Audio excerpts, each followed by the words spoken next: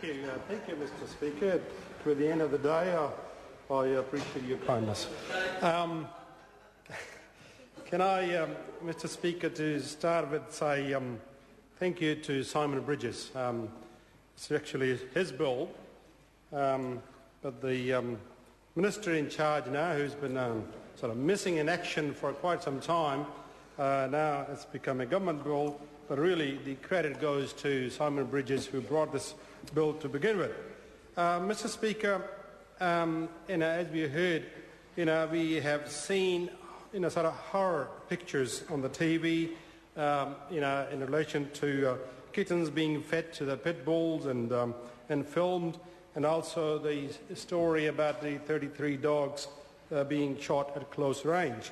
These are horror stories which really we cannot afford these stories to be continuing to be shown on our TV and on the radio station and all that. Animal cruelty is simply not acceptable in this country, and I'm really delighted that, as been said before, that we have this bill after many years, one bill which deals with some of these issues. And as my colleague Damien Connor said yesterday, this bill really doesn't do a lot.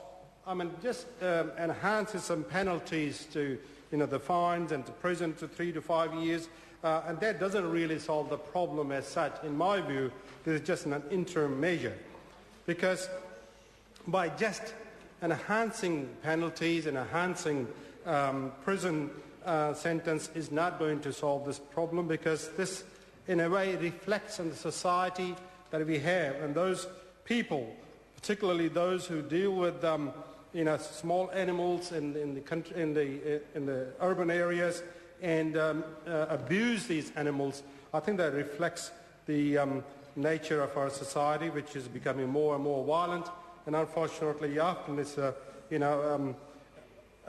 related, the abuse of animals is related to somehow the abuse in the communities, abuse in the family and all that. So, Mr. Speaker, we support this bill from this side, and clearly I think what we got to say is that the Minister, while I acknowledge that he has put extra resources, particularly to SPCA, and I understand it's about $8 million over 4 years, which is a small amount, but is a good start, and I think that will get some of these NGOs to help in this area, and particularly over the years, as we know, that when 20 years ago, when we had the police and the MAF and SPCA deal with about a third of the cases, each one of them, in the recent times is down to about 90% SPCA deals with these issues, and I think that shows the lack of resources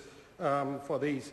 And also in terms of prosecution, and it's amazing that we do have a lot of cases, animal abuse cases come to there are complaints. For example, there were in 2008 there were over 14,000 complaints of animal abuse received by the SPCA, but only 110 resulted in some kind of conviction, in some charges to be laid, and only 58 people were convicted for that. So that shows that, one, it's pretty hard to actually prove these animal ill treatment in the court, and also particularly a lot of people don't report these cases, and I hope this bill will help in some way to get some more cases to be dealt with.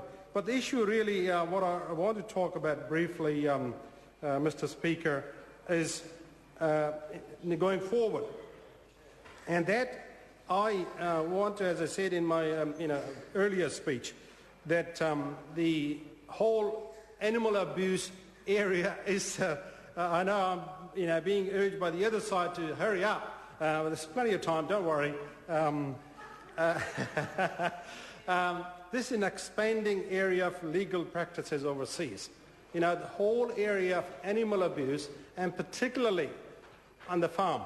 And I think we need to be very careful as we go forward because I worry that, like many other instances where the marketplace is actually putting a lot of non-tariff barriers on us, because we are one of the highest exporter country of meat and dairy products. This could become, if we are not careful, the animal abuse or potential animal abuse cases and stories going overseas could become quite difficult for us in terms of future trades. And I think here, has been related before, I highlight the issues of salt crates, for example, cubicle farming. I mean, we have heard those stories in Canterbury, the potential for the future, going to cubicle farming. The issue about possums and 1080 debate. I mean, those issues, when those stories get out there, people become suspicious how we treat our animals, what neglect of these animals is there in the society. And I think we need to make sure that we strengthen our rules and laws as we go forward, and particularly on the farm situation, because on the farm, we don't want those stories get out of New Zealand to our marketplaces and affect our trade adversely.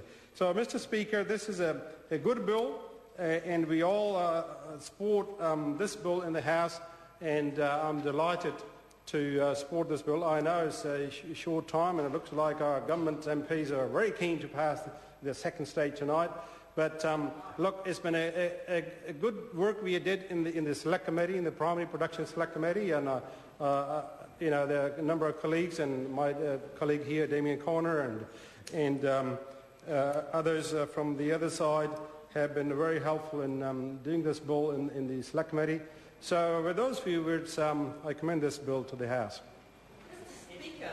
Mr. Speaker. Oh, Senator Gowdy. I thank you, Mr.